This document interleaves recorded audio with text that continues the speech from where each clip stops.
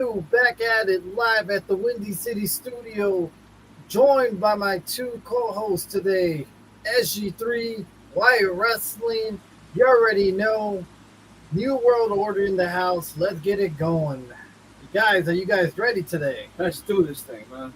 Let's All right. do it. Alrighty, that's the spirit, guys. I like it. I like it a lot. Alrighty, so tonight, the Bloodline opens up Raw.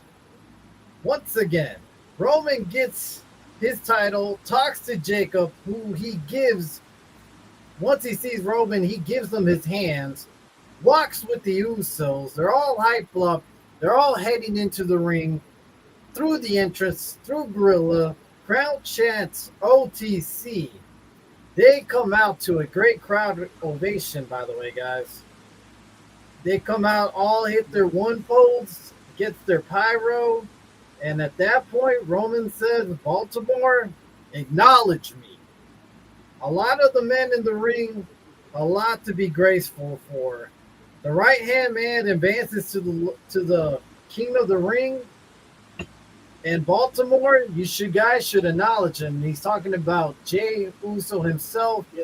As you know, he has won one qualifier matches, so he gets one step up to the king of the ring. If you didn't watch SmackDown, by the way. And at that point, the tribal chief, we're pretty smart. There's a lot of people going to try to piss him off. You favor Jay Yeet Man. Nothing good to say about him. Jim, like the twin says, it's day one-ish. So a lot of people are trying to twist and turn that, Jim is basically overlooked, not in the picture just like Jay is. But like it says, man, like they always say, it's day one-ish, meaning it's always still, back with the brothers, back with the twins and stuff. If it wasn't for Big Jim, there wouldn't be a right-hand man. There wouldn't be a tribal chief there, and wouldn't be line. So Baltimore, I need you to acknowledge him, and that is Jimmy Uso. So Jay gets the knowledge off hands. Jimmy gets the knowledge as well. And then comes one more person. That's what he's talking about, because the crowd chants Fatu. Yeah, Baltimore. This is what Jay says. Yeah, Baltimore. Tribal Chief, he appreciates the love by Jay. Glad that Baltimore said that, by the way. Sorry about that. Talking about Fatu, there's one person here who hasn't been acknowledged, needs to be addressed, and doesn't listen to who he needs to be acknowledged by us. Roman says, sounds like we have a problem. Crowd chants Fatu as they all looked at him at this point. Roman says, you don't want to listen to the twins. You don't want to acknowledge them. But then Fatu snatches up the mic. And at that point, Jay gets mad at Fatu. But they back him up pretty much. Roman says, you don't want to listen to the twins. Sorry, I read that. Fatu says, when it comes to the Usos, do I listen to them? Hell no. The only person acknowledged is the OTC Roman Reigns. And then Roman looks at him and says, good. He doesn't need more yes men around here. He then takes his Ula Fala. You see, Jacob, they're terrified back there. He hears the whisper. The bloodline's getting back together to run the business again.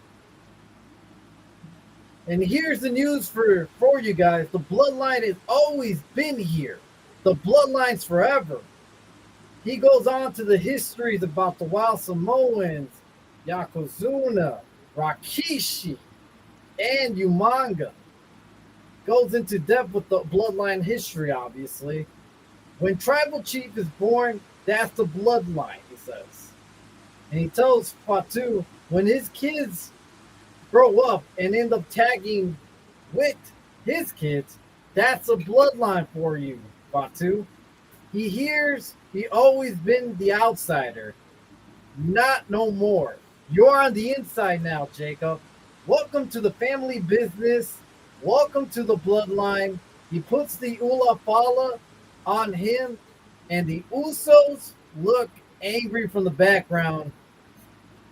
And at this point, they all come together and put the finger up. You got your ones.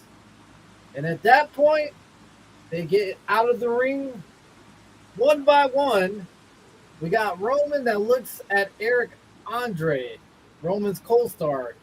I think you guys all know who Eric Andre is, famous comedian. Yeah.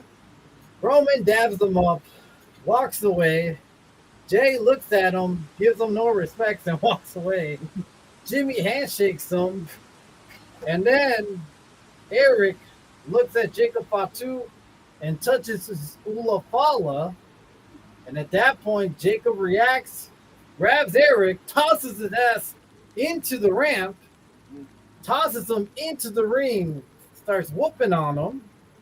And at that point, we have security going after Jacob Fatu while Eric's down in the ground all knocked out.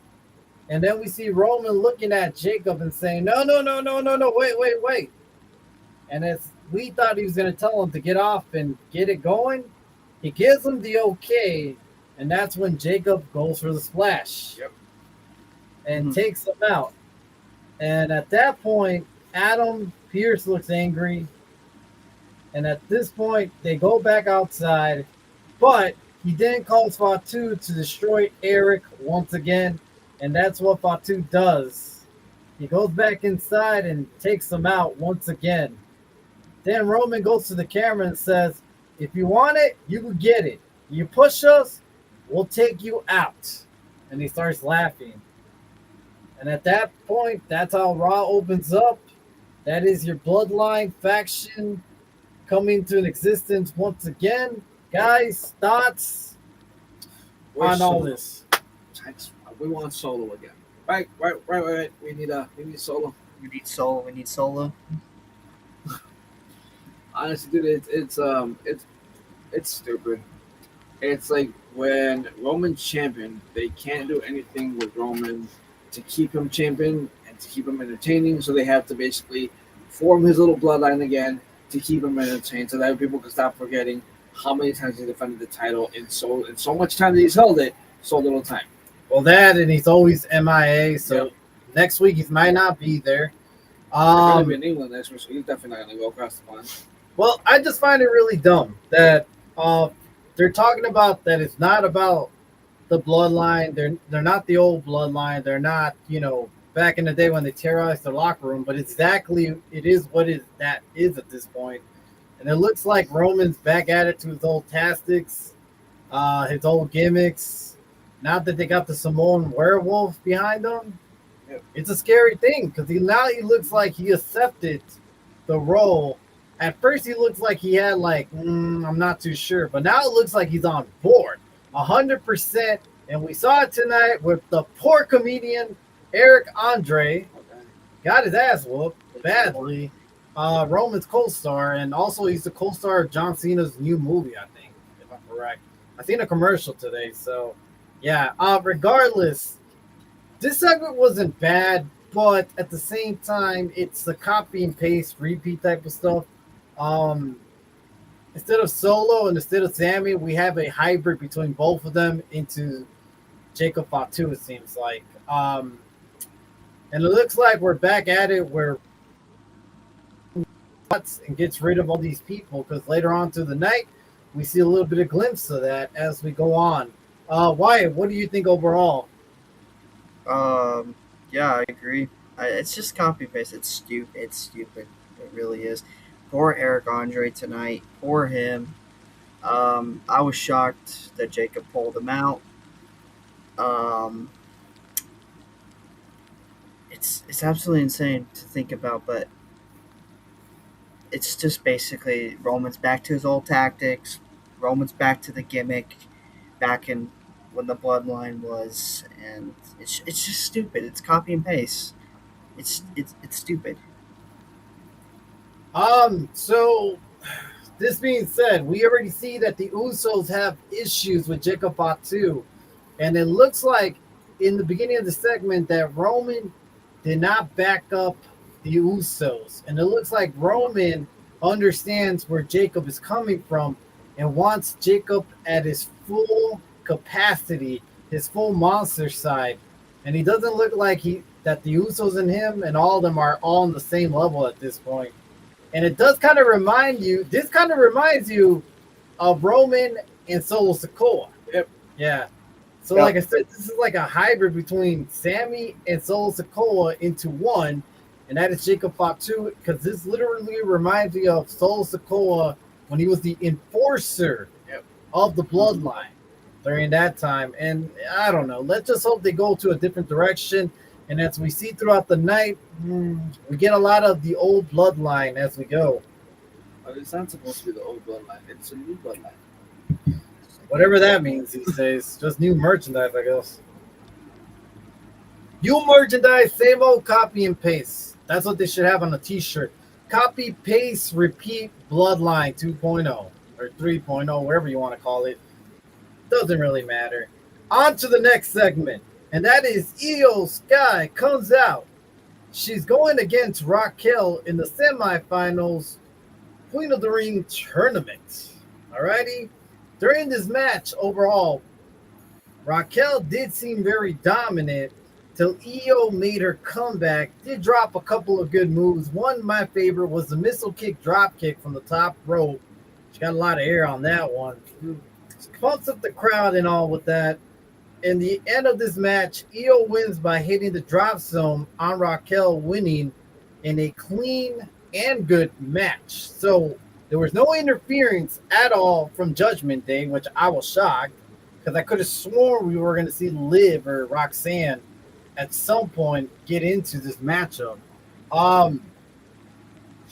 So that being said, Raquel did not advance, IYO did. And now that we're getting one step closer to the finals now, we need one more match on SmackDown, and that is Charlotte Flair versus Liv Morgan.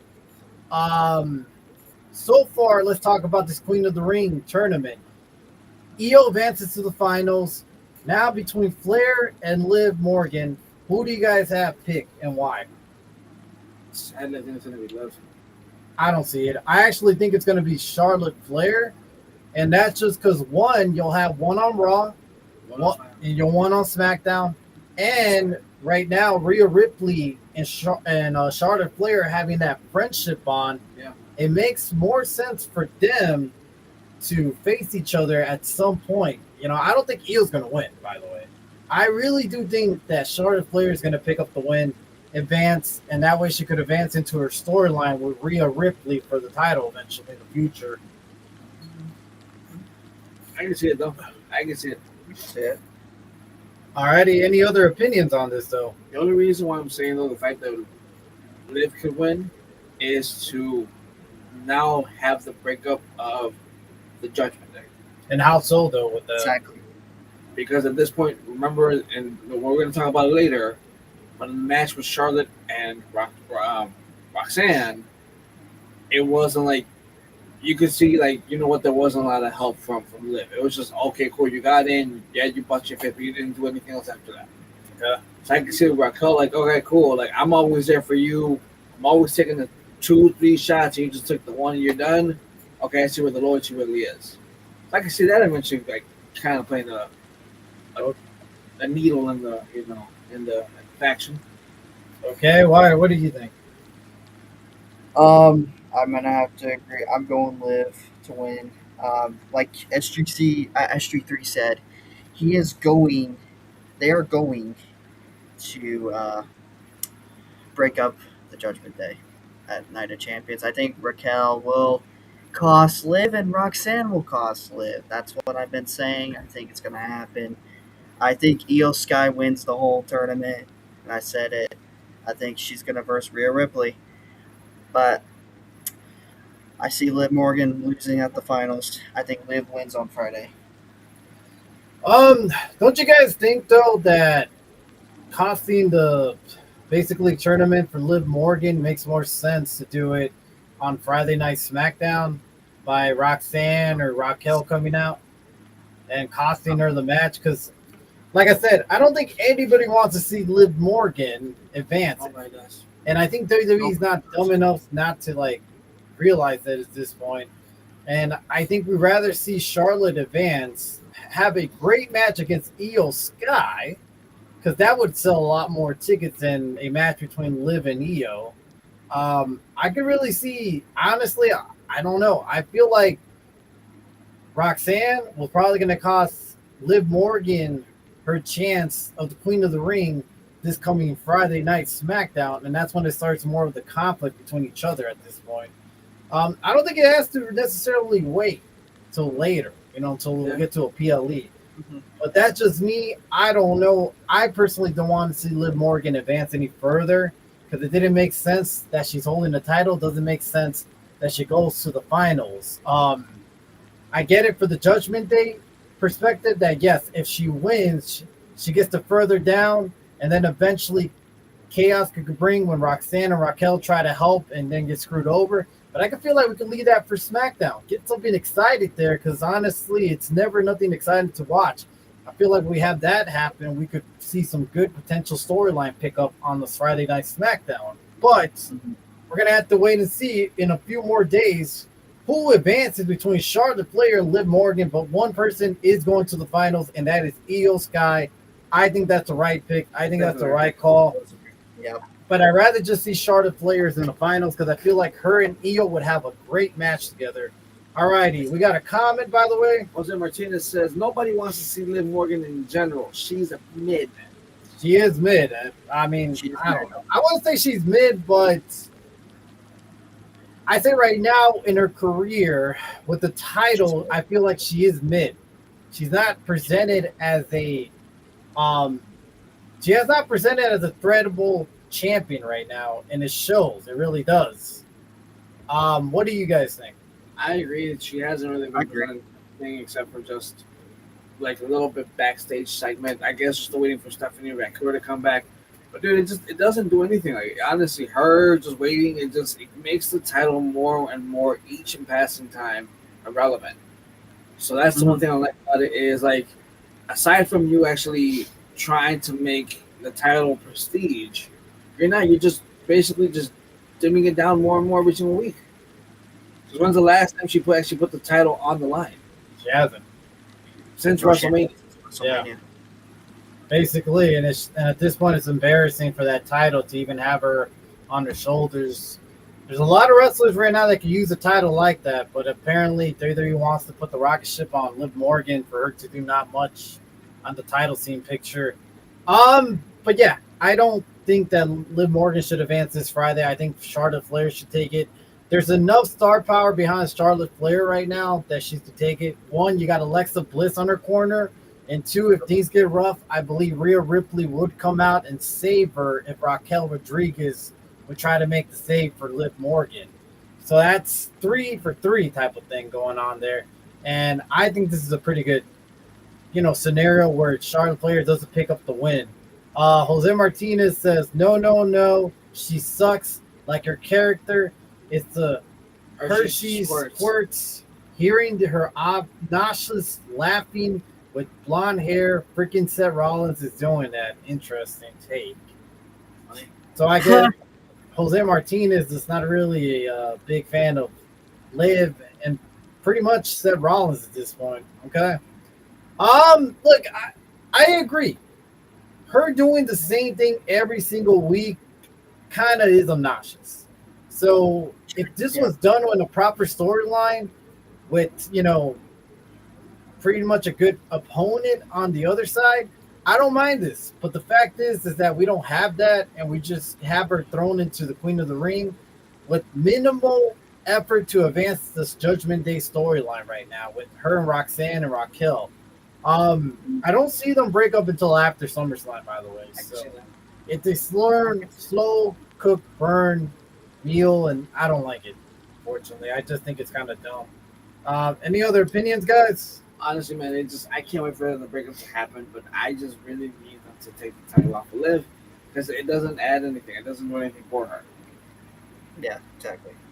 I can't wait. Alrighty. And at that point, afterwards, we then see, after the commercial break, we then see Roxanne and Liv talking about how sad they are that Raquel didn't win her qualifier match. But Liv says, I know, but we should just focus on me now, winning the Queen of the Ring. And then Roxanne, and then at this point, Liv says, I promise that Charlotte Flair, Roxanne says, I promise that Charlotte Flair is not going to be 100% comes Friday nights. Liv thanks her, and now she has to step it up and step in the office she does of Danhausen. Liv says, since you are a fan of me, which Liv Morgan at this point takes off her jacket, we see a Danhausen t-shirt. Mm-hmm. Liv says, since you're a fan of me, and then at this point, Dan says, looks at her, says, oh, you paid for that. He says, and at this point, Dan says, I'm in high demand these days. Liv said, because you are so powerful. And at that point, Dan gets excited until he finds his jar of teas. So he gets excited. It looks like for the fact that Liv says that you're powerful, gave him a compliment, but in reality, it was because he found the jar of teas that he's been looking for quite a while. He then looks at Liv and says, what do you want? She's hoping you could curse Dominic Mysterio's opponent tonight. And he goes, oh, yeah? Well, he's going to need a lot of human money. Needs to have Danhausen on her next music video. More human money. Danhausen on more songs. More human money. And at that point, she gets angry and says, you know what? Just forget it. And then Danhausen says, all right, I'll see you later, Olivia. And at that point, the segment ends. What do you guys think of this segment? I thought it was pretty good. Honestly, I think Danhausen segments are always great. I thought it was entertaining. I thought it was funny. I like the fact that we saw last week Liv Morgan tell Dominic Mysterio, don't worry, I got this. I got a plan. This was her plan all along, and I'm not going to lie to you. It was a great fucking plan. Yeah. Why not get the guy who's been cursing everybody and making them lose? For God's sakes, he even had the Knicks uncurse. That way they won the NBA Finals. And we saw champions. Yeah, and we saw the whole commercial about that and how they advanced and they won, basically. I don't watch NBA, but obviously I knew that they won.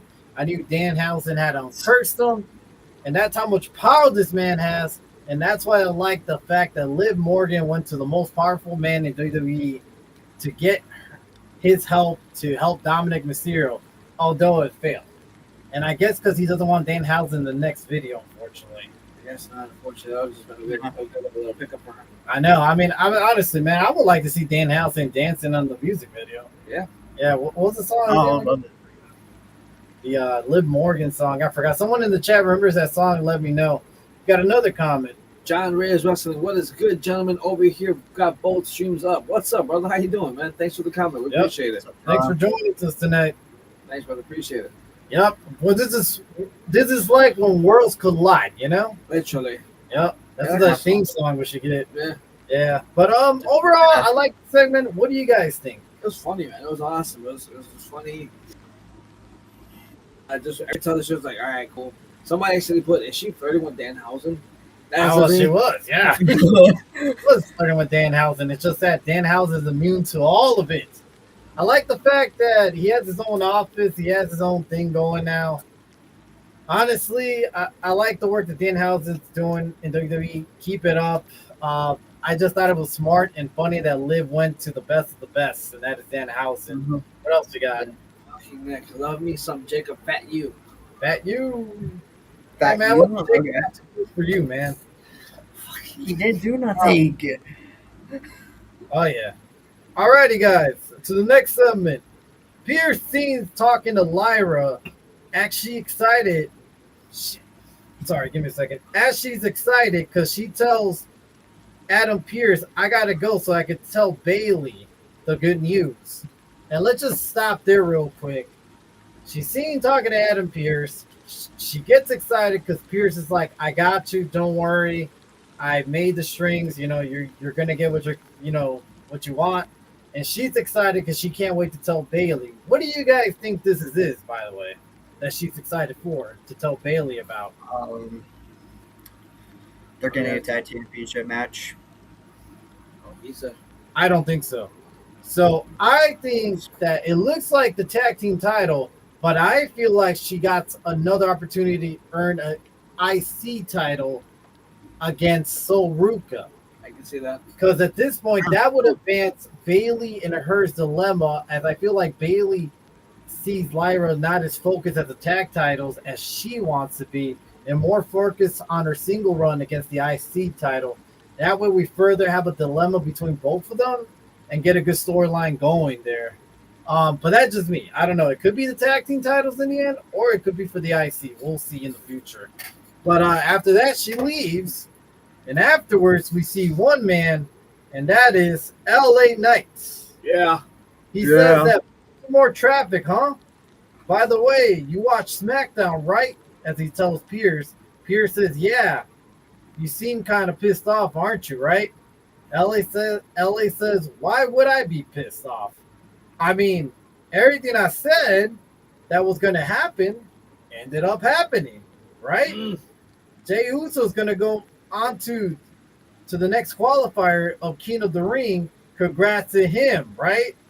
Listen, if there was a championship for ESP for being a good psychic, LA says by now I'll be a 10-time champ. Dang. I mean, at that point, more titles than anybody expects he has in his career. And then he says Solo Sikoa's now part back on the fold, eh? Adam says the referee's decision and Solo's not in the bloodline last time he checks. LA says, oh, did you find that out with one of your heart-to-heart conversations tonight with the OTC? Did you guys talk about the ones and the twos? Adam says, I don't know. His problem is. LA Knight says, I don't know what this problem is either. Has no solution, but he's going to do the only thing he knows how to do, and that is his way. Yeah. So what do you guys think of this segment between Pierce and LA Knight? Obviously, we know that Friday night, LA Knight got screwed over by so many people, the Bloodline, the MFTs. You got to feel bad for the man that never gets a win, never gets a push. All he's been seeing is complaining about the Bloodline when we do see him on air. What do you guys think of the segment? How do you feel that LA did not win King of the Ring tournament? Was it already not a shocker? Do you guys find it kind of like, God, we had Jey Uso winning over LA Knight? We could have had even fucking Ricky Saints winning the damn match, if anything. Anybody else? What do you guys think overall? Anybody else could have won that except for Jey Uso. It was a waste to have Jay win again because it's like you had him go against Gunther. Right. He lost to Gunther. Yep. He's going to lose probably to Oba. And the only way he's going to beat Oba, Rock shows up. So, at that point, it's just like, okay, cool. So you ran it back. From how many years? 3, 4 years ago? Something like that, when it was Gunther versus Jay? And Gunther wins? About 2 years already, yeah. So it's like, okay, cool. So we're just waiting for it to for everyone to forget about that, and then just run it back for Jay to finally get his moment. Well, that is a good pretty much points you put there. Why? What do you think? It just sucks. I thought we were gonna have LA Knight win on Friday. Yeah, it's a waste of time for Jey Uso to win again. Years ago, a couple years ago, about 2 years ago, with him and Gunther. Yeah, he wins at WrestleMania. Oh yeah, he drops the world title a few months later. Gunther again. Yeah, it's kind of just to get his moment, to get Cody Rhodes. It's just basically for Jay to get Cody Rhodes. It's stupid. I pretty much this. I feel like WWE's all on board right now with the Bloodline. I feel like that they want Jey Uso to advance. That way, he could advance further on to the storyline. I don't think he's ever going to win the title once again. I feel like if he does win King of the Ring, I feel like he's going to fail against Cody Rhodes. It's an obvious thing. We all know he will. But at the same time, you waste a spot. Look, so the reason I say he further lines this whole bloodline storyline, because once he fails, Roman's gonna be so disappointed in Jey Uso that at that point he favors more Jacob Fatu. Because at if Jacob Fatu does all the right things that Roman wants him to do and succeeds, Jacob Fatu is the next man up, the next right hand man, the real man. Yep. You know? And Jay is going to be an afterthought, and that's going to drive Jay crazy. And that's going to cause more friction into the bloodline and more issues between Jacob Fatu and Jey Uso. But at the same time, you do all this to waste a number one spot at a main event caliber match against Cody Rhodes for someone else that needs it, for like an Obafemi at this point, or a Javon Evans, for God's sake, an LA Knight. Yes. LA Knight. Regardless, it just doesn't make any sense. It sucks. I don't think anybody likes it. Layout doesn't make sense. Yes, it doesn't. Yeah. Any other opinion? Any other thoughts? Do you guys really think Jey Uso though wins the King of the Ring? I hope the guy that doesn't. I don't think he will. I hope not. I don't know, man. I feel like so. We'll talk about that maybe when we get closer down, but I don't know. I hope he doesn't. We're down to a couple of guys left, so we got Javon versus Jay. That's it. But what if Javon takes it, man? So look, okay, we're gonna talk about this right in a bit. Let's get into the next segment. That way we can have a theory going around once we get to this segment. Alrighty. Chad Gable Dan's interview about his first match back on Monday Night Raw. After losing the match, he says after losing the match and gaining respect for for the Lucha Libre, made him realize he's been wrong about a lot of things in the last couple of years. He got a lot of people to make amends with. He thought he helped the process, helping Lee and Ray after what Ethan and Rusev did to him last week. But Ray made him realize after tonight, he's done with Rusev. He has more people to make amends with. Then he walks away after the interview's over. But as he walks, he sees Maxine and Austin Theory talking together. Maxine and Gable have an eye-to-eye, and at this point, he walks away and makes his entrance because up next, he's facing Rusev. Let's talk about that real quick. We already know that he has to make amends with America Alpha, and that's pretty much a given.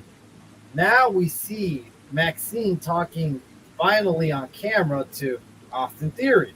Yep. What do you guys think of that eye-to-eye moment? Any predictions of what's going to happen in the future, maybe? You know, there's no wrong answer here. So, prediction-wise, I can see her coming in and trying to screw over Alpha Academy. Okay. And her saying, you know what, you guys are a bunch of losers. You guys never deserved my talent. You guys don't deserve anything. I'm going with the vision.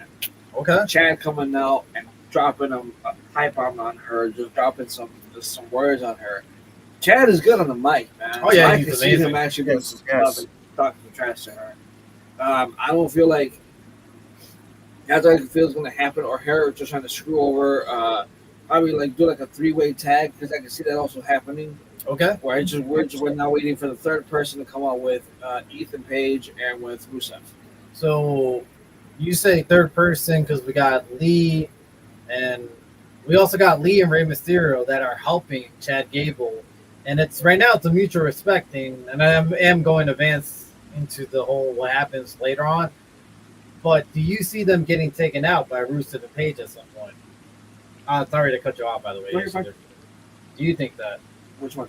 Do you think that Lee and Rey Mysterio gets attacked and, from... I can see it. Okay. I can see it that they do, because, I mean, you kind of got a glimpse of it tonight. Yes. With Ethan Page actually coming in, so I can see that happening, but I can see that at the same time with that happening, Chad Gable getting upset and like, no, you guys took out, my friends and whatever, and then Alpha Academy comes out and says, well, guess what, we have his back now, because it's like, who do you turn to, because the luchadors are no longer there. Penta's not going to show because Penta's taking care of his stuff on the IC title picture. Yeah. So right now the only two are Dragon Lee and Rey Mysterio. So all of a sudden it's like, cool, we got these two. Now you're basically by yourself, and then all of a sudden, Alpha Academy comes out. And hopefully they utilize Akira Tozawa the right way in this little run. I don't think that's gonna happen. Listen, man, there's the hope. Yeah, I doubt it. Why? What do you think? I agree. I think we see it. Rey Mysterio and Dragon Lee, I think they get attacked. I do see Alpha Academy coming to help Chad Gable, and they make peace, and they're gonna go against maybe the Vision a little bit, but Logan Paul. We're gonna get that to later. Um, I see him, Chad Gable making amends with Alpha Academy and Maxine joining the Vision. I see it. Yeah, so I agree with both of you guys. I think that Chad Gable's going to have a heart-to-heart with Maxine on the mic and tell her, look, I'm not one to judge. I did a lot of things wrong. But if you go down this path, Maxine, as your old mentor, I had to tell you, you're going to go to a dark, dark spot of your life, and you don't want that. Try to persuade her to get out like if he was a father figure to her. You know, because obviously American Alpha looked up to Gable, and when they lost their leader, they got lost. And that made Maxine maybe a little bit mad about things. And I feel like all over her energy is going to come out on Chad Gable. And I could also see a feud between Gable and Theory going on for a bit. Yeah, which I think those would be really good matches. And thankfully, since Theory is the whipping boy of the Vision, we get to see Chad Gable pick up a couple of W's. Yes. Yes. Yes. Yes. Let's go. I'm excited for this. But, too, that also leaves potential in the future for, let's say, if American Alpha reunites, we could have them face off against the Vision. Now, if we got Braun Breaker, that's not a fair fight. No. But if we have Logan, Theory, and maybe add another person that doesn't get injured, then it could make an interesting storyline between all of them, with Maxine choosing whatever side she wants to go by the end of the night. I think this is going to be entertaining. Since Chad Gable's return, I feel like anything he's stuck in right now is just... It's gold. Yeah, it's gold. It's good stuff. Yeah. I just hope they don't kill the momentum because he's doing some great work. Honestly, it is. Yep. Yes. Alrighty, and with that, we had Chad Gable come out because he's facing off Rusev. And at this point, it's Rusev and Chad Gable go one-on-one with Ethan Page and ringside. Although Ethan Page tries to cause Chad Gable the match, it does not work. Because they fight off, he fights off Ethan, he fights off Rusev. Rusev tries to go for the camel clutch. You know, he gets it locked in. But Chad Gable tries to reach us for the rope. He almost makes it, but Rusev pulls him in, and as he's gonna go for a stop on his midsection, Chad catches him, goes for the ankle lock, and at that point, you know, Rusev gets out, but eventually Chad Gable does hit an angle slam, then gets the ankle lock, and we have a Rusev that taps out early. And tapped out he goes, but Chad did not get too much time to celebrate because unfortunately Ethan Page goes for the attack, comes after Gable. Rusev does too. It's 2-on-1 just until the right type of music hits, and that is Rey Mysterio with Dragon Lee come out to even on the numbers, attack Ethan and Rusev, clean out house. And at this point, Chad Gable's on one knee. He sees Dragon Lee and he sees Rey Mysterio. And the crowd reacts like, you know, great at this moment. Yeah. They clap, and then Rey Mysterio extends his hands. Chad takes it, and some mutual respect is already given here. So, with that being said, I can see all three men inside the ring feuding with Rusev and Ethan Page. So you guys are saying maybe they'll add a third member to Ethan and Rusev's, you know, dynamic duel right now. Yeah. Who do you guys feel like that would be a good candidate to fit into that whole, you know, storyline right now?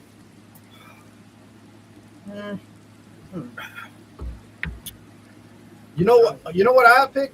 Oh, The guy we haven't seen since for a good while, actually, and that is Grayson Waller. yeah, I can see that happening. Oh, yeah, I can see it. Yeah. I think Grayson Waller will fit in with this group pretty well. He's good on the mic, and I think him and Ethan Page dynamic will do good. They could even go eventually for the tag titles if the Vision lose it. Oh wait, they did lose it. I mean, wait, did they lose? No, sorry, they didn't lose it. If the Vision loses, and then they lose it to the Street Profit, I feel like they could go eventually chase after the title scene, and I think they'll be a good tag team. But regardless, it's just fantasy booking. Yeah. What do you guys think will be another guy? Grayson Waller. Grayson Waller. Anyone else after him though? Because I mean, it just makes the most sense right now because he's coming back. So it makes the most sense to use him right now to utilize him as he's coming back because he hasn't been off for quite some time after the New Day incident. Well, here's the thing. There's no word on him being back. There's no injury. There's just nothing there for him to ever do because WWE tends to just do that. Forget that they have these guys on roster, and then we don't see them for quite a while for some reason. Yeah. So I don't know. I don't know what's going to happen, but that's just the man that I feel like if you got nothing to do, put him in this whole thing going on right now and fit well. Another one that I feel like Grayson Waller would fit, and this has nothing to do with the storyline, but he had the good chance for him to fit into the Vision. I was going to say the Vision too. Yeah, because we still have untold history between what happened with him and Theory and why they had a fall off. We never got none of that explained, and I feel like this would make for good storyline into the whole Vision dynamic going on right now. But yeah, regardless, Rusev and Gable thought it was a good match. I liked it. I enjoyed it a lot. I enjoy watching Chad Gable wrestling. It just reminds me of a Kurt Angle in his prime. Right. Yeah, but regardless, though, the energy's there, man. Gable is on fire. They got to keep pushing this guy. They got to push him into the mid-card scene and get him going somewhere in there because it's great stuff so far. Any other thoughts on this? Well, let me ask you guys a really random question just to kind of continue the conversation with what you just brought up. What is to you Kurt Angle's prime? Good question. I would say when he won his first WWE title reigns, when he started getting into his prime then. It depends on how do you guys feel, because I feel like there's no right or wrong answer. Because to me, he'll be in his first title scene. That's also when he got into his character development. He wanted to be more of a cocky heel, but yet funny. You know, and then when he was a face, he was a funny face. Then when he lost his hair, like anything the man did was just good. Hell, even his wrestling machine. That was Yeah. But also, you got to remember, we had the famous TNA Kurt Angle when it became Kurt Angle as the memes go by. And I feel like he's done some of his best work in TNA. Yeah. So it's subjective to me. What do you think? Honestly, for me, it was the moment the mouth guard went in, the real Angle came out. Okay. It's like I look at his matches. Like for me, prime is like what you did in the ring. Okay. And yeah, I could see a lot of people like his talking points and everything, because a lot of that meme that still passes by with him talking to Rey Mysterio, all that stuff. But for me, like prime wise, like wrestling wise, the moment that mouth guard went in, the other side of Angle came out. That's when he could hit you with the ankle lock in any shape, way, form. He really didn't rely so much on the angle stem. Was more just about the suplexes. It was more about the technicality, the ankle lock. It was about getting the ankle lock in any shape, way, form. I will never forget when he got Undertaker, and I think it was at Royal Rumble. No, it was No Way Out. Yeah, No Way Out. We got him trying to get through the last ride and flips it into an ankle lock. That was actually one of the best matches of that year. Honestly, it was. Underrated. I feel like, so little history here real quick is that they wanted to have Kurt Angle, because if you watched the ending of the match, Taker told Angle, this isn't over. And what that was going to lead to was a match at Mania where it was going to be Undertaker versus Angle, and Angle was going to try to defeat the streak, and he would succeed. Because Vince wanted him to break the streak, but Kurt Angle respectfully declined because He didn't want to be the guy who defeated The Undertaker at WrestleMania. But how crazy would that have been instead of Mark Henry going against his streak, obviously, that year? I personally wouldn't mind seeing Kurt Angle break the streak, but that's just me. Because I think that Kurt Angle was a scary angle. I'm not going to lie. It was a scary angle. Him and then TNA's Kurt Angle was pretty crazy, too. Especially when he jumped over that cage. Yep. Those highlights just get played and makes it show that the man was on some other fucking level when it came to wrestling. Why? What do you think? Oh, it's a prime for me for Kurt Angle. I'm gonna have to agree with you, Wendy. When he won the WWE Championship, when he won it and he just went through another old level, like him shaving when he got bald. Yeah, dude, he went through. Dude, it was just peak. It was just peak to me. That dude, Kurt Angle's on another level. Man, this guy was willing to shave his head for a storyline, pretty much. Yeah, see, like for how much amount of like wrestling he actually knew, and he didn't know nothing about the business. He picked up everything quick, and he like basically, I don't know how, but he vibed it so well with the crowd real quick, you know. Because he was supposed to come in as a baby face, but the crowd wasn't feeling it and booed him. Boom. Yeah, and he turned it into the whole greatest heel at that time. One of the best, I feel like, during that Attitude Era type of, I think it was what, 2000 to 2002. He was just unstoppable as a heel and even as a babyface when he won his first title. I mean, all of that emotions of Angle during that time was just great to me. It's like I said, it's subjective, you know, because I'm not gonna lie to you. I also like TNA's Kurt Angle a lot, just because he has some banger fucking matches against some of the best in the business. He had it with Styles, he had it with Roods, he had it with so many people on the roster. So many. Yeah. And the storylines there were even just as good, not even better at this point. Like I said, if you watch TNA during that time when Angle was there, his shit was just on another level. Like, you thought by then it was going to slow down. The man said, you know what? Age is just a number. And yes, drugs could play a factor, but at the same time, you have to have the guts. The 3 eyes? Intensity, activity, intelligence. And he had all three. He always had it, you know? Unfortunately, we did see later on in life that he did have his retirement match against Baron Corbin, but hey, you can only do so much in life, man.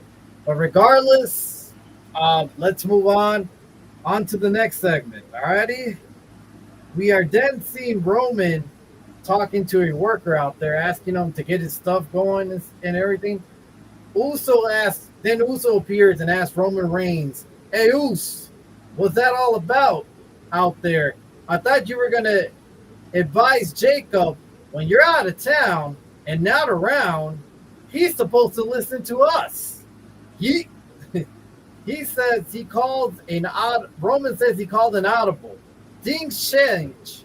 He says, imagine the feeling that Jacob Fatu feels right now.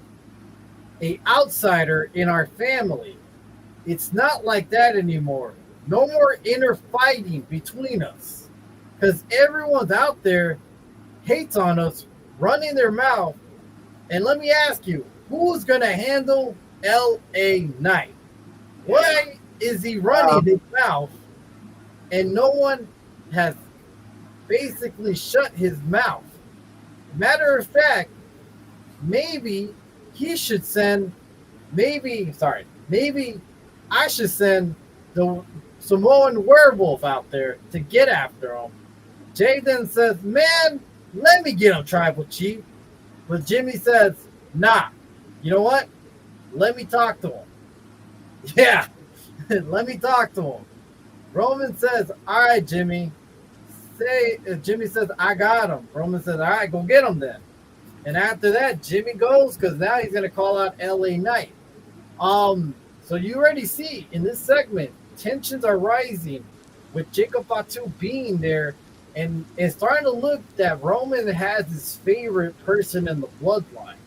because he already knows that this man, Jacob Fatu, has got some serious power on him because Roman basically felt that on his own, facing Jacob Fatu, and he enjoys the fact that he has this man by his side. Now, let me ask you something real quick. Do you see Jacob Fatu being a bigger threat than Solo Sikoa was in his time as being the enforcer? I see it. Now, okay, I figured you both were going to say yes. Here's the thing, though. You got to remember what Jacob Fatu did do. He basically helped Roman last how many days with that title? And he was the big reason by WrestleMania 39 he was able to retain and help Roman beat Cody Rhodes during that time. Yeah. So to me, I don't see Jacob yet on that level because I feel like he still needs to prove himself. But hell, time will tell. And maybe we got a whole year of Jacob basically helping Roman Reigns win these matches throughout the year if he's able to wrestle every single month again. Any other thoughts on this whole segment, by the way?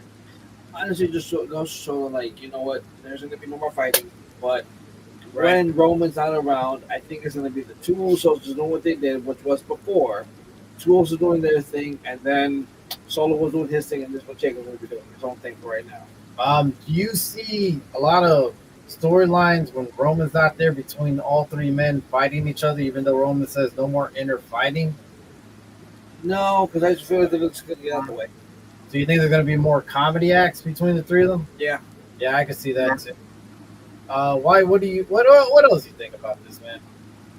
Oh, what else do I think about it?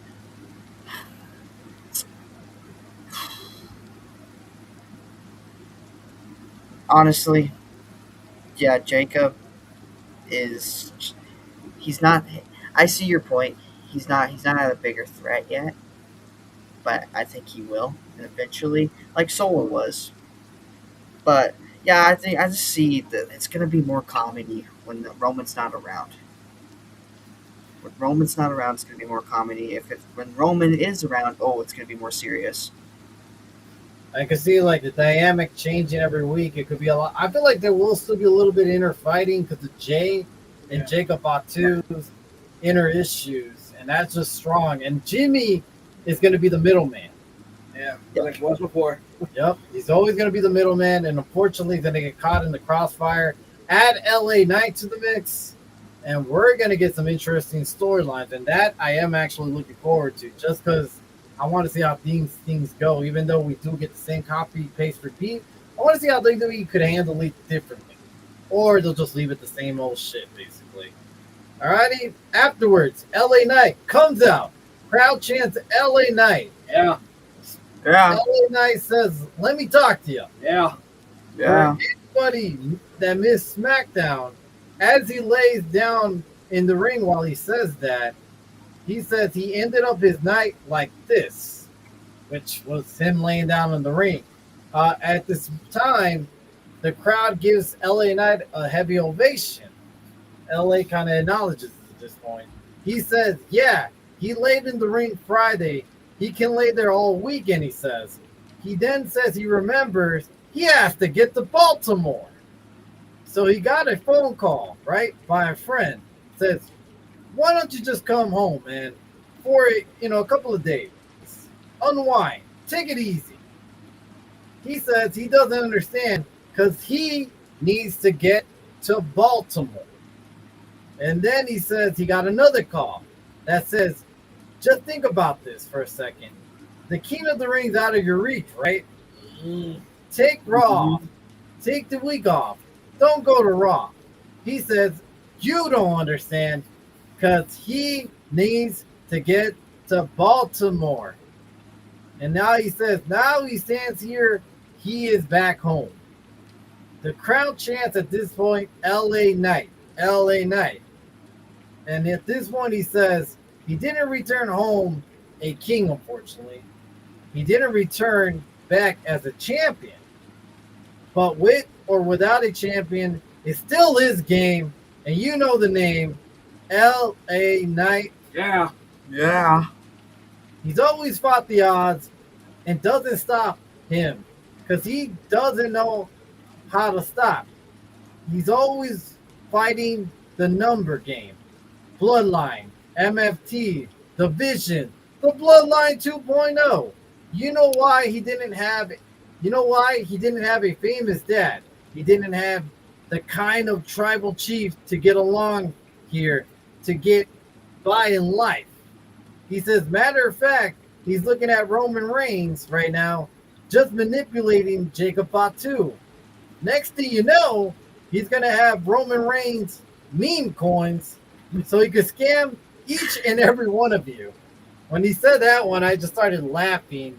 You know who I thought right away for this segment that came to my head? Meme coins and stuff like that?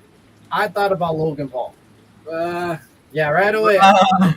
All the controversy that we hear Logan Paul into when it comes to all this crypto and all these meme coins, I'm like, I don't know if that was a shot to Logan Paul or not, but it just kind of just sounds very funny to me.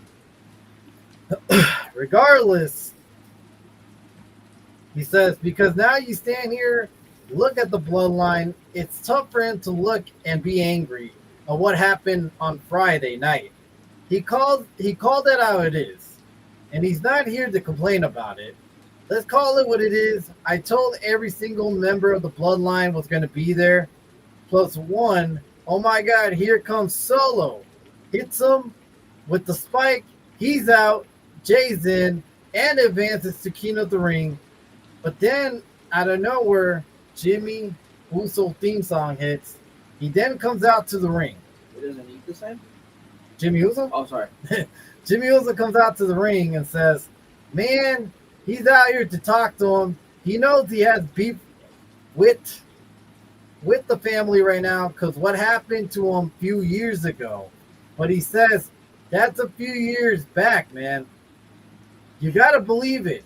It's now different. All of this crap was Solo. But Solo don't run with us. Solo do what Solo wants to do. You know this. LA Knight says, I don't know this. He knows Solo's the one who comes out and makes sure that Jay moves on to the King of the Ring. He seems like he's still back into the fold. You're telling me that if I went after Solo, goes up to him, drops him on his head, smacked him back to reset, that they won't come back looking for them afterwards? Question mark. Jimmy says, yeah, that's exactly what he's saying. Spot on. Earn your one-on-one, LA. May the best man win. You got Big Jim respect. As he tells LA the okay that you go after Solo Sikoa, his little brother, obviously. But out of nowhere, Jay Uso theme song hits. He comes out pumped up and mad. No yeeting, by the way. Oh, well, it's a miracle. He says to LA Knight, let me talk to you. What's his brother saying is right. He told you it's over and over again. Solo is on his own. He needs him to accept it. But he ain't out here for none of that. He's not out here for an apology either. He's out here for one thing. LA says stop, stop, stop. Let me guess. The one thing you're out here is for him to acknowledge the tribal chief, right? Jay says, nah. He's better than him at this point. He's talking to LA. Yeet. He puts him out of the tournament. Yeet. Fair and square, one-on-one, he needs his ass to acknowledge him. Yeet. So he wants LA to acknowledge Jay Uso for beating that ass, he says, at the tournament. LA says, fair and square, on your own. He remembers Solo out there. He didn't expect to acknowledge him, but to be honest, it's a compelling offer, he says. So he grabs his one finger. With a one, he says, I acknowledge you to kiss my ass, Jay. And at that point, Jay Uso pushes LA Knight. Jimmy tries to get in the middle. And as he pushes Jay and LA, LA pushes Jimmy Uso. That way they could go fight each other. And LA Knight gets the best of Jey Uso until Big Jim super kicks him and takes out LA Knight. Jim then gets angry and says, "It didn't have to be this way, Uso. It didn't have to be this way." Jay then goes from the outside, grabs the chair, brings him back in, but Jimmy stops him and says, "It doesn't have to be like this, Uso. It doesn't have to be like this." But Jay pushes Jimmy Uso out of the way, goes for a chair shot until LA Knight counters, grabs the chair, and starts going after both members with the Uso with it. But out of nowhere, the Samoan werewolf comes out, gets the Tonga grip on LA Knight, takes him out. He then looks at the Uso and tells Jay, "Come on with it. We do this." And they look at LA Knight while he's unconscious and just walk away at this point. I thought the segment was pretty good, pretty entertaining. We did get a lot of the future look of the bloodline, because now it's like we know that for some reason the Usos can't get it done anymore in the ring when it comes to like LA Knight. So now Roman got sick and tired of it, so he's sending the Samoan werewolf to get the job done, and he did exactly that. Yep. That does not look good for the Usos, and it kind of sets them back on Roman's trust levels, I feel like. What else do you guys think of the segment, by the way? It was good. It's again though what we said earlier. It's gonna show the fact that Jacob is your new enforcer. Jacob is your guy. That's gonna be the one like, all right, cool, you get past these two, but you can't get past him. Right. So I feel like he's gonna be a level above what Solo was. Because the moment Solo started losing to Cody, it was like everyone could pass through Solo. So I feel like that's what's gonna happen, where Jacob is gonna be like the super strong guy. It's like he can't be defeated, he can't be taken out. So what's going to happen next in order to beat the Bloodline? Yeah. So why? What do you think? That part. Yeah, Jacob's going up. Jacob is basically the next guy. Yeah, if LA Knight can't take out Jey Uso, Jimmy Uso, but he can be taken out by Jacob Fatu. Yeah, you can see it then that Jacob Fatu is the next big guy out there. He's the next enforcer, a better enforcer for the bloodline. So, that being said, we do see then Jacob Fatu taking Solo Sikoa's role. Yes, Jacob Fatu is going to be more dangerous because he's just a different type of animal. He's on another level, and I feel he's just more reckless, which causes more issues for anyone that stops him at this point, tries to stop him. And I think now we have LA Knight and Jacob Fatu going at it one-on-one in the next pay-per-view, and that could be Night of Champions. But regardless, I do like the storyline between Jacob Fatu's and the Usos and all the drama going on. But eventually I can feel like the Usos feeling bad for LA Knight regardless. Like Jey Usos and LA Knight's dilemma. I feel like if they overturn and take out LA Knight constantly, I just feel like the Usos will feel a little bit more bad because they have teamed up with LA Knight in the past. Regardless of their issues, I feel like there still be some sort of feelings. You can already see it with Jimmy Uso, and I can still see it with Jey Uso because Jey Uso didn't attack LA Knight as he was leaving, as you think he would, after he just got hit by a chair, for God's sakes. Sure. So regardless, it looks like LA Knight's just going to be feuding with the Bloodline from here on, and mostly, next 3 months. yeah. Well, he hasn't really been on TV, but regardless, for the next couple of weeks, he's going to go basically just do the same thing: cut promos, talk to Adam Pearce, cut promos, and that's about it, basically. I don't see too much creative for LA Knight, unfortunately, even with this new Bloodline. Yeah. Any other thoughts on this? That's all I got for me. Why? What do you think? I have no thoughts. Alrighty, and on to the next segment. Charlotte Flair comes out with Alexa Bliss because she faces Roxanne one-on-one with Liv Morgan on her side. So this match was kind of a filler match. Surprised to see Charlotte Flair on Raw. Didn't realize she was going to come out on Raw tonight, but it was good to see her. This match ends when Charlotte Flair tries to go for the figure four. Liv then tries to distract the referee, which gets Roxanne to line up the Alexa Bliss comes out of nowhere to pushes her, forces the cradle into Charlotte, cradling basically Roxanne. Kicks out.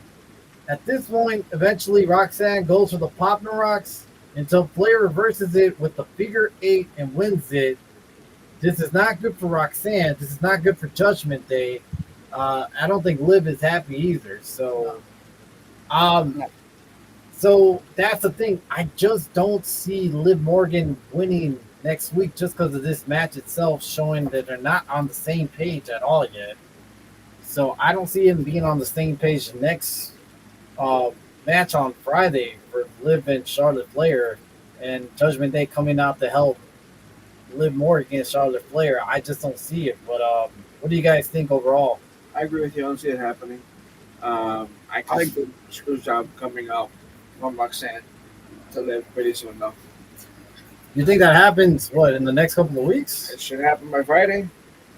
It shouldn't go all the way till Night of Champions, but yet I can also see them pushing it to Night of Champions. So your prediction, though, for this Friday, do you see it happening or not? I see it happening. So you're going to say that Roxanne turns on Liv for that's you're banking on that Friday. Hopefully, yes. So is it yes or no? Yeah, I'm telling you, yeah, man, it is. All right, that's a prediction, goddammit. Let's go with it. All right, good prediction, though. Why? What do you think? I hope it happens on Friday, but I'm gonna say yes, it's happening on Friday. It's Roxanne will turn on Liv Morgan. I hope Charlotte Flair wins, honestly. So you have Charlotte winning, or you think Liv? Which one you'd have to pick? Charlotte. Charlotte. So we have two for Charlotte. You have one that Roxanne's going to betray. You don't basically say she's not going to betray her come Friday. I said she's betraying her. Okay, so we got two betrays. I'm going to say not a betray, but I'm going to say a cost the match. That's for sure. I don't think it's going to be intentional. I think it's going to be unintentional. But at that point, it sets up more of a bad bloodline. Because now you have three women that got screwed, that in their eyes, they got screwed over the Queen of the Ring, which causes a lot of tension between all three of them in the following weeks. But yeah, no, we'll have to wait and see what SmackDown brings for us, and that's going to be entertaining for that match. We didn't see Javon Evans make his way to the ring, makes his entrance, comes in, Jackie Robinson talks to him, congrats him on the King of the Ring tournament. So far, his biggest match of his career is yet to come. How are you preparing for Jey Uso? She says. Javon says, "Is the camera over here? Let's get the camera up in here, and let me say Jey Uso." And as he shouts that, "I know you're watching." He's gonna keep this short and sweet. He knows you got all the experience, but this Friday, I'm about to put a belt on your ass. And I'm about to yeet your ass out of the competition. So when you see a young OG on your TV winning the King of the Ring, one thing you're going to say is that boy is, and at that point he gets interrupted by Logan Paul. A shocking return of Logan Paul coming back early with Theory as they're holding up the tag team champions. While Logan Paul still has a brace on his tricep, by the way, guys. Mm-hmm. He comes out and he says, Logan says, "Baltimore, what's good? Why all the negativity? We come for the life-changing news. He's not here for y'all. I'm here for Javon." Oh, listen to him. He's been watching him, and he tells him, "You're a generational talent." He says, "Day one thing about you, you have untapped potential. You out on here, trying to do good, but I know you are you're ruthless and a killer on the inside. But you can't be that on your own. There's nobody besides you, and I want to help you on that. Let that out And with the right people, you don't listen. With the right people, you don't have to listen to them. If you want to join the vision, you can. Paul extends his hand to Javon. And at this point, Javon responds back with, hell no. No.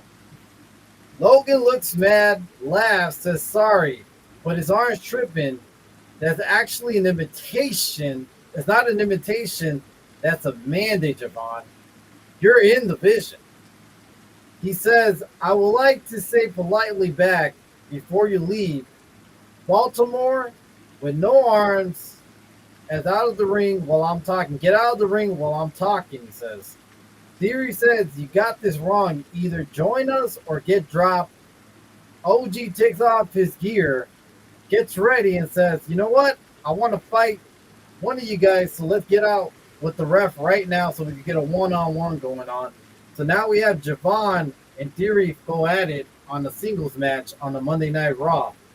This match ends by DQ for Javon Evans after Braun Breaker comes out of nowhere and spears Javon Evans on midair, which was crazy to see. Nasty spot, dude. Yeah. It was pretty crazy to see.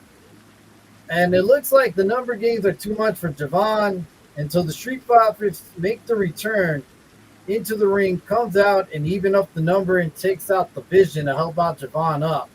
And that's how that segment ends. What do you guys think of returning Logan Paul? What do you guys think of him extending the invitation for Javon Evans joining the Vision, trying to get Javon to turn heel? And how do you see Javon versus Jey Uso playing out pretty soon this coming week? I feel like Javon is going to be close to winning, but I feel like the Samoan Werewolf is going to help Uso win that match. I feel like, I don't know.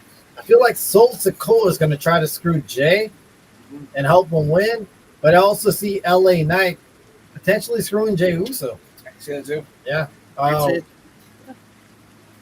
Yeah, because at this point, I feel like LA Knight will try to get his revenge and then screw out basically Jey Uso into advancing to the King of the Ring as the way he got screwed out of the King of the Ring right now.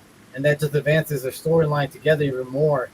So, I agree with you guys as well, though. So, now we're just going to have to wait and see. Any other thoughts on this? What about Javon Evans joining the Vision? Why does everyone want him to turn heel so soon? Yeah, why does everybody want him to turn heel? I think that's a stupid mistake. I love Well, it. Oh, yeah, you're a part of the Vision now. Do you guys feel like Javon Evans is good on the mic, though? Not 100%. He's a little rough. I don't agree fully. I feel like him as a heel will probably work better. I feel like anybody who's bad at the mic at first to try to go heel because it's a little easier to come out with unfiltered promos in a way. And I feel like Javon Evans will be pretty good heel at first and then eventually learn the craft and get a little bit better with their promo skills. But I feel like Javon tonight, when he was cutting the promo, just felt a little bit short on everything. He did. Yeah. But if let's say he did not take the invitation, do you see there being a third man in the future for the Vision? Because now it looks like they are recruiting. I can see it though. I can actually see it even being Javon himself eventually because right now it just doesn't make sense. But I feel like down the road they're gonna say, like, dude, let's help you with the promos, help you get better. Logan knows how to work it. You got Paul Heyman who's gonna help you as well. You got Braun Breaker who's gonna help you as well. So all of these are gonna help him like make better promos. So I see it happen. Okay. I definitely see it happen. Why? What else do you think about all this? So yeah, Javon's not 100% on the mic. If he does turn heel, if he does join I see him join the Vision eventually, maybe. Yeah. Yeah, you're gonna have Paul Heyman helping you with the mic. You're gonna have Logan Paul helping you. You're gonna have Braun Breaker. Especially, you're not gonna have Austin Theory helping you because Austin Theory. I can see eventually maybe Bronson Reed coming back and helping Javon Evans a little bit. That's how I see it. Yeah, I can see them eventually persuading Javon Evans even more, feuding with them in the meantime. Um, but I can see beneficially how Javon Evans' return heel will make him a lot better wrestler, especially when it comes to the mic work. I just think it kind of like helps him loosen up because I just feel like his mic work is really rough, unfortunately. It is.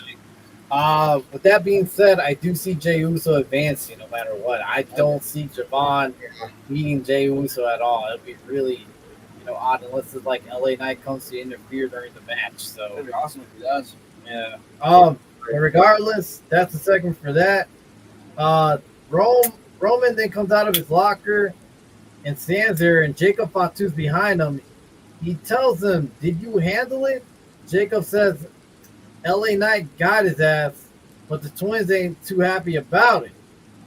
Roman says, I know they wouldn't be. They don't understand you, Jacob. Jacob says, no one ever has. Roman says, I do. As long as you understand me, there ain't no stopping us. But one more thing. And Jacob says, yeah, say no more. Roman then whispers in his ears. That's how the camera basically shifts off. So we don't know exactly what he told Jacob Fatu before the night ended. We can only theorize. You guys have any suggestions? Probably really take out LA Knight. I don't think it's take out LA Knight. I think it's basically Also get along with the cousins. No, I don't think so. Because he did say, don't worry about them. Basically, you don't have to get along with them. Basically. I could see him say, I need you to go help Jay just secure the win. That way we could have all the gold into the bloodline this SmackDown. Yeah. But interesting though segment. Interesting segment. Dom then comes out to face Oba Family for the King of the Ring tournament. This match starts off with the both men make their entrance, make their way to the ring. I'll tell you this, Oba pretty much dominated this match over Dom and JD. Dom gets something from, at this point, like at some point, Dom gets something from his boots. JD tries to come in, but he gets basically a punch and gets KO'd by Oba Femi real quick. Dom goes for the low blow then, while he takes out JD, hits him with the low blow, hits a 619 to the midsection, and then hits him again, what appears to be like a weapon that Dominic Mysterio had on his boot that affected him when he got hit by the 619. Took the big man down. Afterwards, Dominic Mysterio goes to the top rope, goes for a Sprock Splash, and Oba Femi just kicks out like it was nothing. And that's just crazy how dominant the man is, basically. After JD distracts Oba, almost hits him with the hammer, but he had neutralized it and counters with a double choke slam on both JD and Dominic Mysterio. And then he sets up basically Dominic Mysterio with his finisher, beats him 1, 2, 3, clean win, and he advances to the King of the Ring tournament. So that's official that we have Oba Femi going into the finals, basically. How do you guys feel about that? I love it. Just shows how much this man is. Did you guys see this coming? Yeah. Yes. So put it this way. He says, one match away. The ruler will have his crown. He beats who needs to beat. Jey Uso, Javon Evans, whoever it is, even Brock Lesnar. He's surprised that he didn't show up tonight, he says. He thought that this would be the match that would come out and try to attack him. It's so funny he went looking up at him like a man, now questioning if he's even a man at all. So what's your legacy going to be? A man ducking forever? I know what I am. I am the ruler, the destroyer, the bringer of war, the mountain you can't climb or conquer, the beast slayer, the future king of the ring, and that who he is, and how he'll be remembered. What will you be remembered, Brock? For when it's all said and done, he'll be king of the ring, and you'll just be a man who ran from Oba Femi. Man.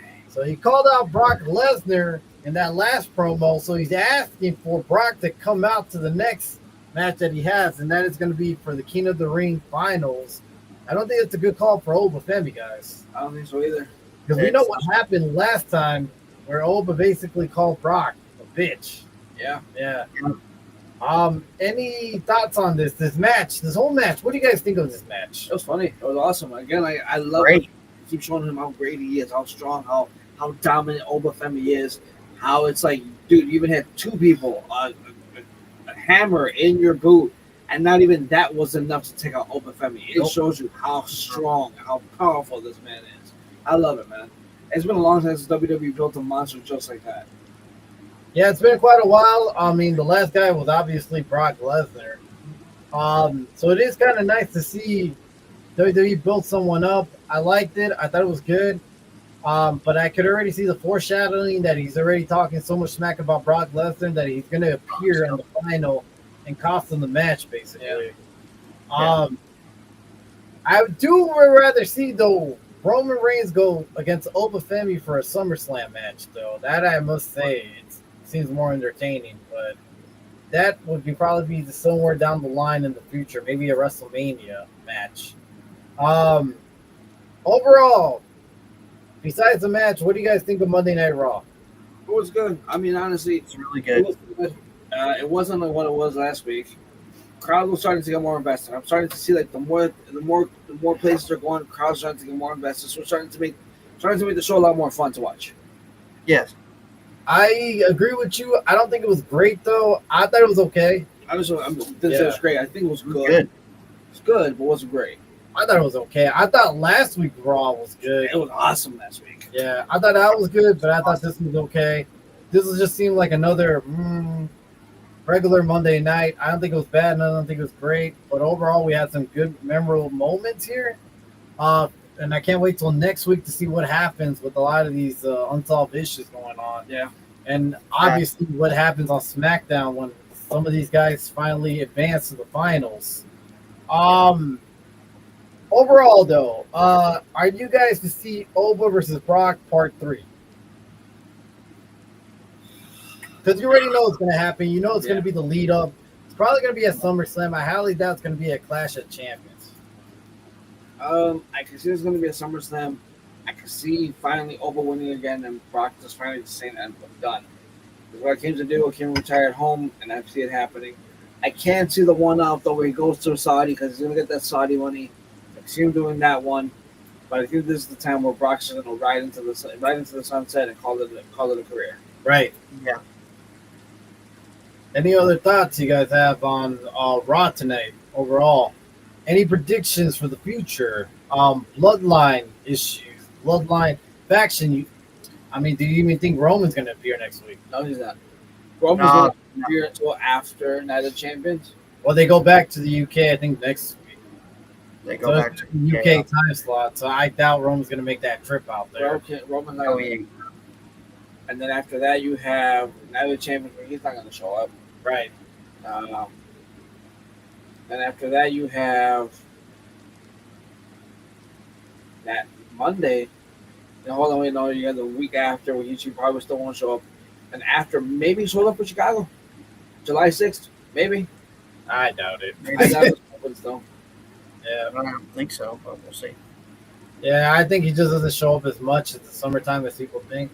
But that's why he adds Solo Sikoa back into the mix, because obviously you already see Solo Sikoa getting invested in it, trying to get Royce Keys also into this whole MFT faction. So now we're going to get eventually down the line Bloodline 2.0 versus the MFTs. I'm not excited, but it's already the direction WWE is heading to. Comment real quick. Jose Martinez, if Oba versus Brock happens, unless he retires to SummerSlam, it would be weird. I really think they should have just left it like that. It was great him retiring in Romania, and I was prepared. Now it's just weird. So I agree with you. It doesn't make any sense. Leaving his boots and his gear in the ring, leaving it all, saying goodbye to the fans, just seems so pointless. Paul Heyman said it best that he's still retired. So it doesn't make sense that a retired superstar is facing Oba Femi eventually at SummerSlam. I don't think Lesnar will retire again, but I feel like he'll be back at WrestleMania. But it just means that all this leaving your gear in the ring just seemed very pointless unless he refused to officially retire at the Saudi Arabia WrestleMania and wanted to do it back in the States first. But who knows, you know? What else we got? Jose says, and also I feel like will Brock continue wrestling after SummerSlam? Yes, 100%.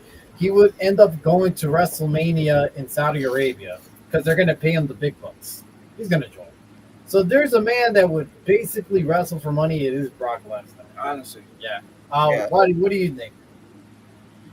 Honestly, I don't know, man. I honestly don't know. They should have left it like it was at Mania, man. It was just it felt you felt the sadness, you felt the weirdness. Oh yeah, Brock's retiring. What the heck's going on? Brock is taking off his gloves, he's taking off the boots, he's hugging Paul Heyman, he's crying over here, for crying out loud. He's saying goodbye to the fans, and then you comes back and attacks Obafemi. And we have Clash in Italy. Brock won. And we're probably gonna have it at SummerSlam 3. I do see Brock retiring again, maybe. I don't know. But if he doesn't, yeah, I do see him going to Saudi Arabia for WrestleMania 43. Have the big bucks. Yeah, I do see him go to Saudi. I don't see him missing a big paycheck like that. I just find it odd that they go wait all the way till then. The issue is who's going to be his opponent at WrestleMania at that point. That's the thing. Who's going to be?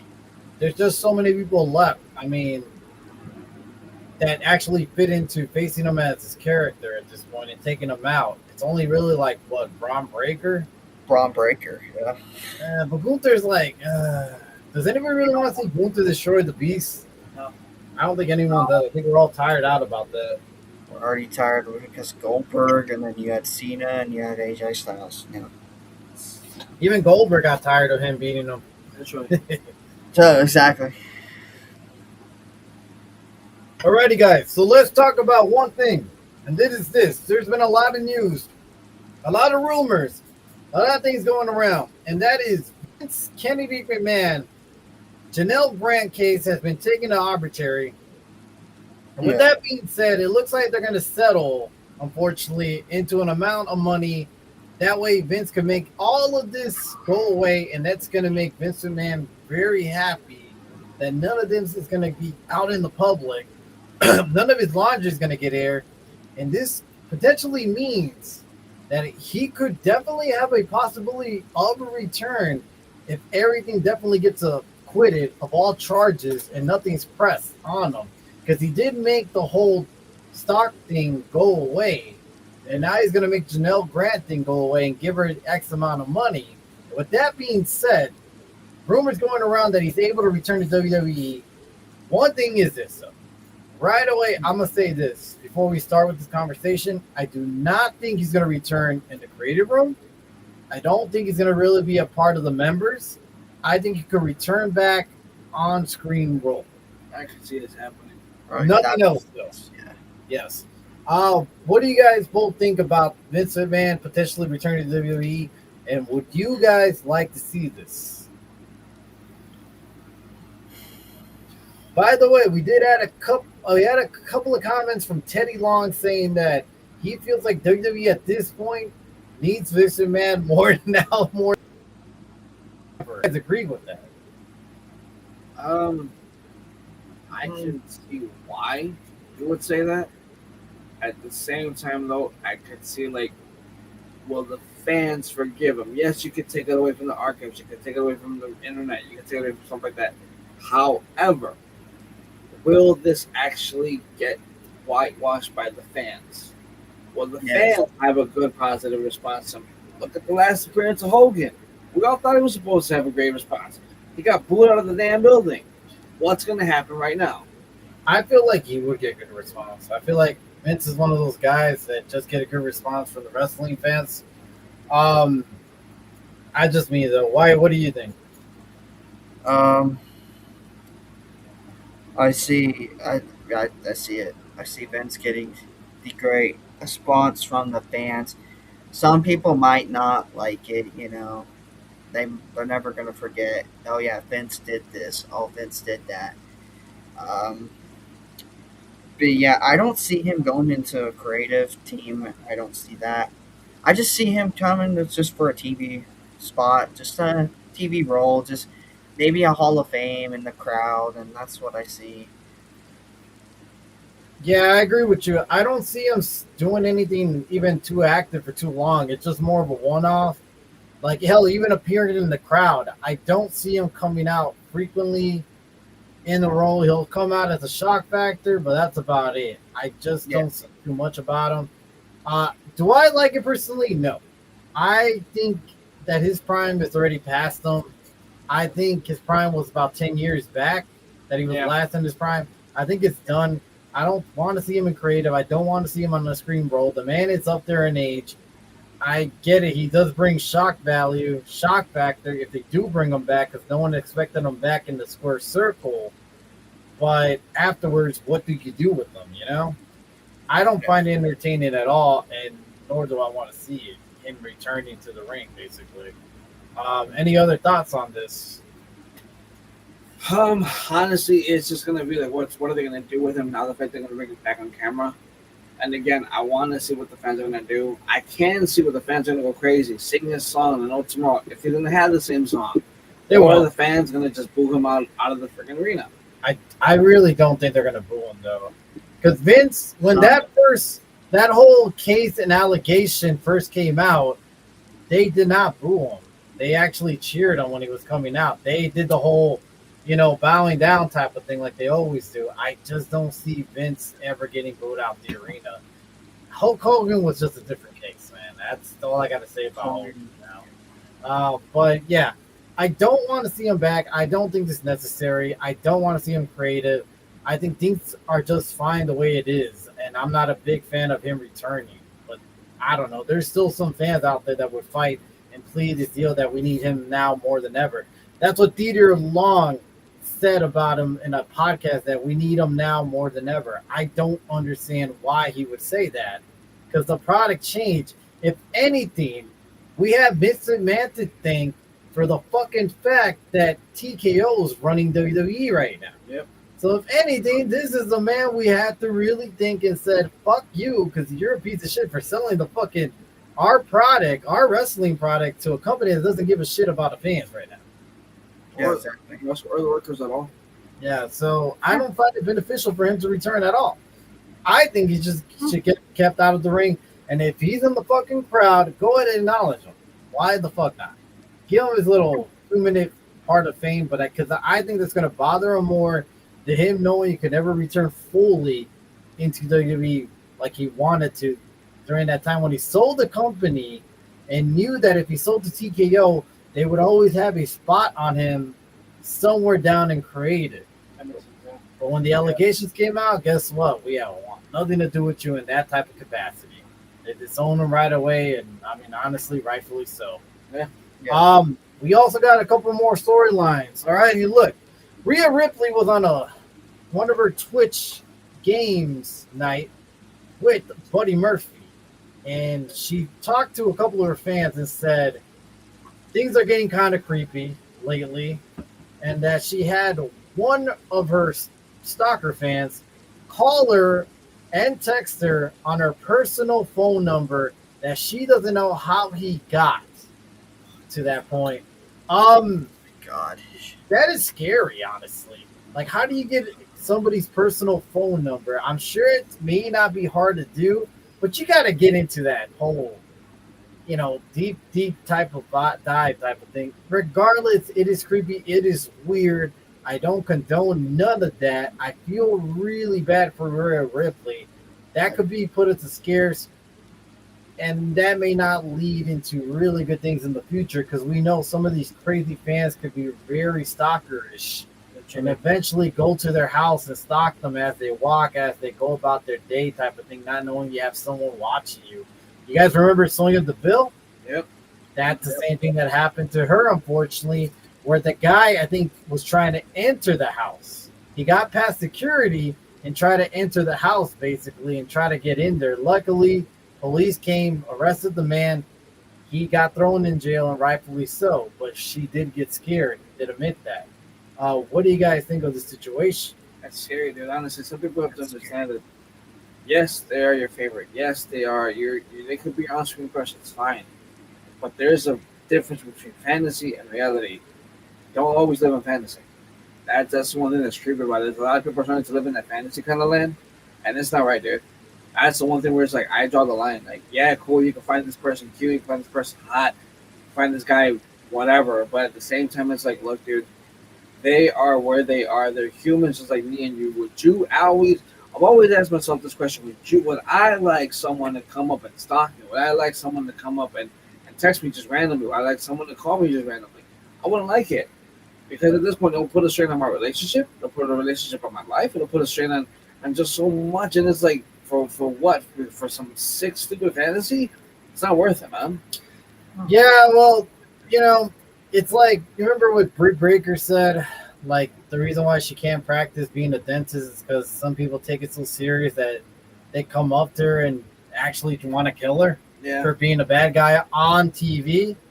There's some people that can't take from like basically life and fiction and can't just process is that this is the stuff that are on TV.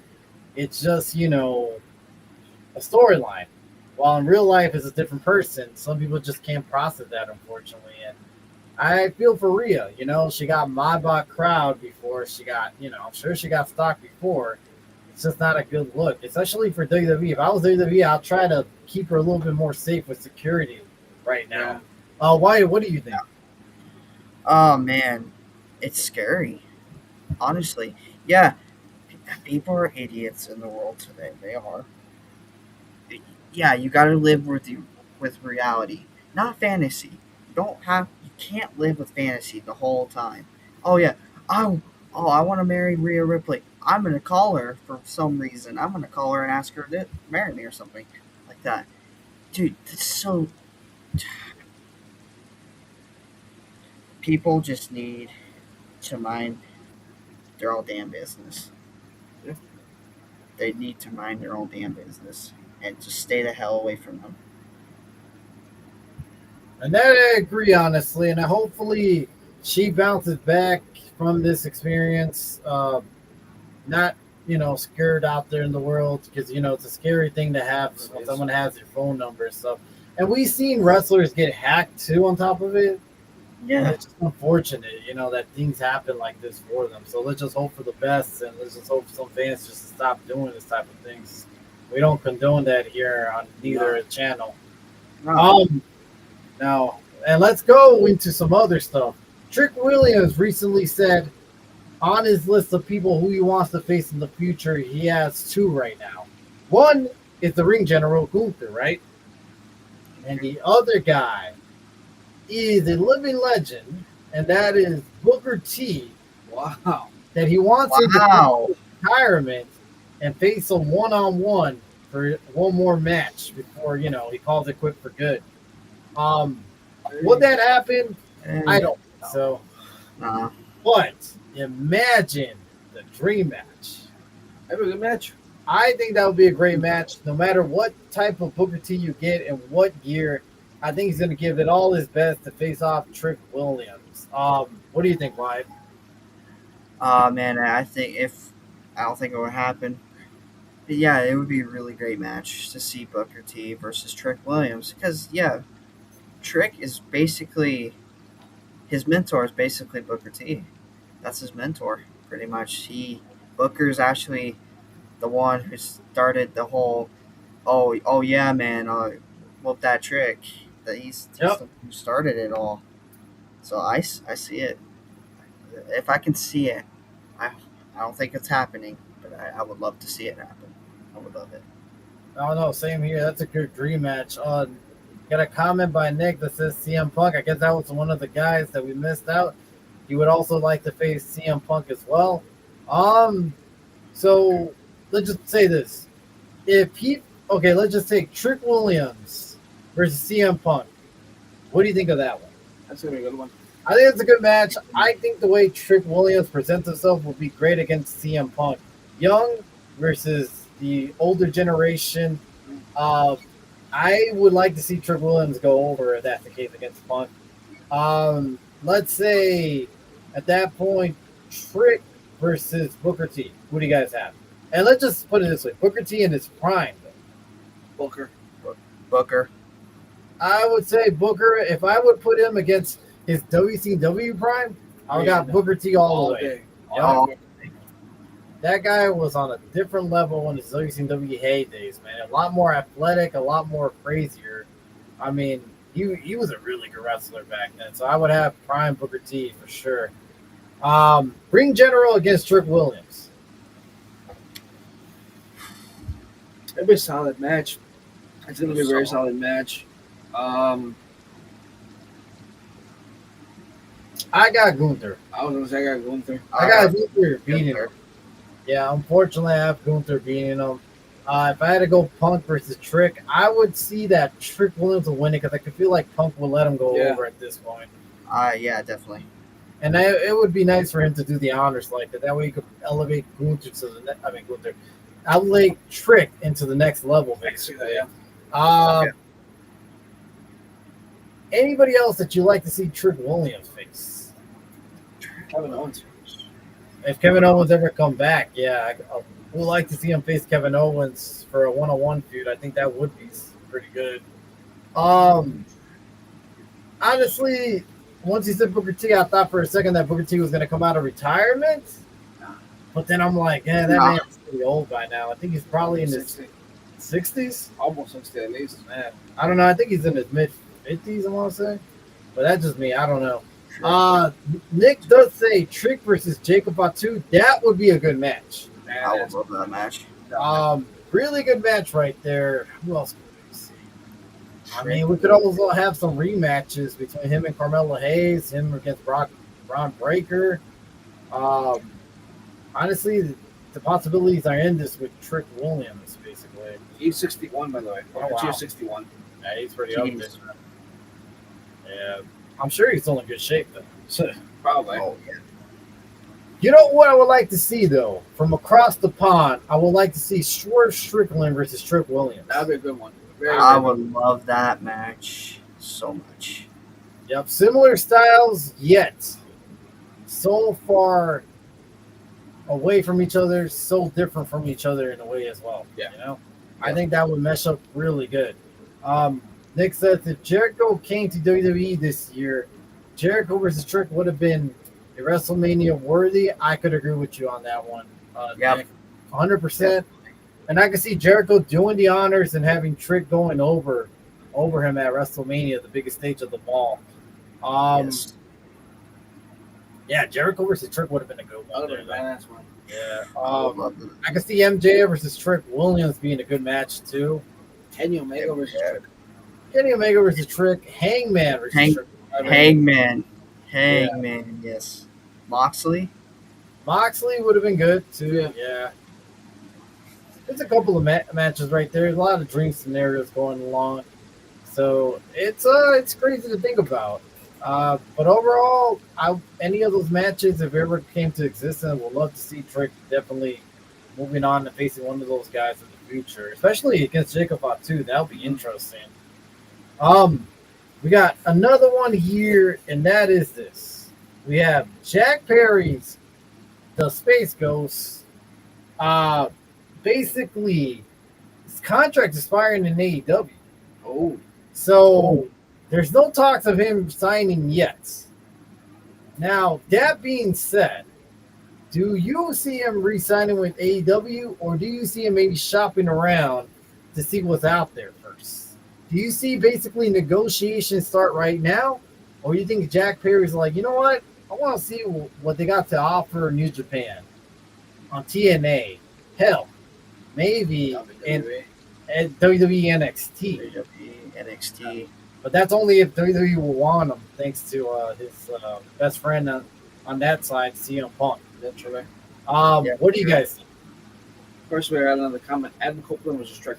Yeah, that would have been a good one too. Definitely a good one. Hmm. Hmm. If I was him, I would resign with AEW. But at this point, I can't see him also shopping around. He's still young. I feel like he's in his like mid-20s for sure, or probably a little late 20s, but he's still young. I would try to just go ahead, go out there, try to get a contract somewhere else. That way you can get a better paycheck at AEW, get a bigger contract. Also, Jack Perry. When you think of AEW, you think about the four pillars. Jack Perry's one of those guys. Yeah. Yep. Yeah, so to lose one of your pillars, that's a big blow. So Yeah, no matter what promotion he chooses, is a big blow, though. Yeah. You know. Yeah. What do you think, Wyatt? Um, I don't see him shopping around. I see him just staying with AEW. I think it's good for him to be in AEW. He's one of the pillars. He's one of the OGs of AEW, pretty much. He is one of them. Jungle Boy Jack Perry. Um, he's one of the greatest. He's one of the greatest, and I think he stays. And by the way, he is 28 years old. Yeah, he's about right. 28 years old. I think he stays. I think he just looking for a bigger contract overall because he's trying to get some leverage out there. Imagine if someone offered him a contract somewhere else, and he Yeah. uses that against against AEW. Be like, hey, I'm getting offered this much. Can you match it? Bam, bigger contract. Tony Khan says we need you here. We need you for more years to come. If he does stay, I would like to see his character get used a lot better. Yeah. Yes. When he broke apart from him being a good guy and becoming a heel, he had potential, especially after the whole CM Punk fiasco. But it felt like they just fell off throughout the character of, and now he's going back as a jungle boy type of personality, which I'm not Yeah. I'm a fan of, but also I'm also a fan of his old character before that, So I would like to see him do more things in AEW if he decides to stick around for years to come. Also, once again, we're not a political channel, all right? And let me remind you that. But last night we did see the tribal chief And Triple H. and Triple H, but there's also other superstars. We're not going to name all of them, but they're all at the White House yesterday. But Roman Reigns got the biggest criticism of all of them for being there. At the same time, he did tweeted at the White House, "I'm here," blah blah blah blah blah. It got retweeted, and that person who retweeted says, "Who?" And then that person ended up being Conor McGregor. So that's basically where this was going for, is that Conor McGregor basically once again, him and Roman Reigns find themselves in some hot mess going on, because a couple of years back, Conor McGregor did this WWE a bit where Roman says, "Calm down there. The size of my leg is the size of your body," basically. And, we had a little beef back and forth. So with that being said, of Conor McGregor saying, "Who?"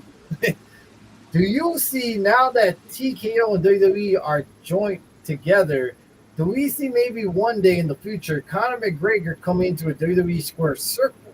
I hope not. Please no. Give me good on the mic. Give me great on the mic. I think he'll be great overall. I think he'll be great on the mic because I think he's great overall on the mic. Like, whenever I listen to his press conference, you may hate the guy, but the guy is hilarious. Yeah, he is. He's a funny dude. He's very charismatic, and I think in wrestling he'll fit well. Mm-hmm. I really do. Does he know how to wrestle? I highly doubt it. But I feel like when it comes to character work, I think he's great on there. Why? What do you think? Man, I don't know if we'll ever see it, but dude, if Conor McGregor does come into a square circle in the WWE, man, he's gonna be great on the mic. Like, every time you see Conor McGregor get in on his press conference, like you said, he is so good. And dude, he's good in the UFC as well. I think he's like fighting next month. I know he is coming back to the octagon. If he does come in a square circle, dude, he's gonna be fantastic. He will. I promise you. Yep. And with that being said, guys, we are going to end the stream today. We would like to thank y'all for coming by tonight, joining us from Wyatt Wrestling. Thank you very much once again for joining us. Go subscribe to his channel. Go like this product. He does great content. He does SmackDown. He does Raw live streams. And as well, we do joint collab as well with pay-per-views coming up. The next pay-per-view will be Clash of Champions. Or Night of Champions. Yeah, sorry about that. Night of Champions coming up soon. And once again, guys, hit the like, subscribe button. Click on the links. Hit my Instagram. Thank you for the comments tonight. We'll see you next time. Dig it. Peace.